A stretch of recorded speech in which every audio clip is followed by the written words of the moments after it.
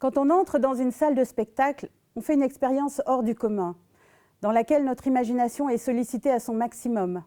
C'est une expérience quasi spirituelle, très forte en émotion, où nous faisons communion.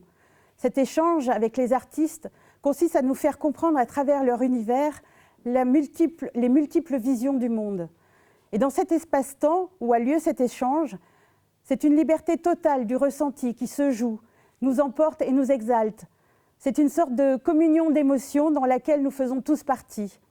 Aujourd'hui, nous sommes ramenés à notre solitude, cantonnés à être des unités de consommation et de production sans plus aucune perspective. Cela suffit. Et ce que je vois, moi, c'est qu'on détruit l'espoir, un espoir nécessaire à notre survie, car bon nombre déjà succombent à la résignation, broyés par le système. Un système qui fait défaut, on le sait aujourd'hui. Alors c'est quoi la suite? On disparaît? Il nous faut sans aucun doute possible, sans plus attendre, tenir compte de la vie des artistes, trouver des modes et des conditions de représentation artistique autres, et pas seulement dans les salles, pour ne plus être pris en otage lors de crises comme celle-ci ou celle à venir.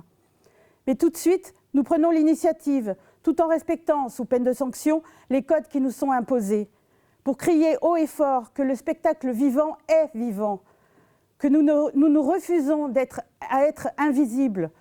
Oui, nous sommes essentiels, car la culture est essentielle. Nous faisons partie de l'ensemble du vivant de cette planète et nous ne pouvons vivre et nous épanouir que dans une société respectueuse de notre nature, celle qui crée. Car l'expression artistique à travers toutes les formes d'art fait partie de nous, et ce depuis la nuit des temps.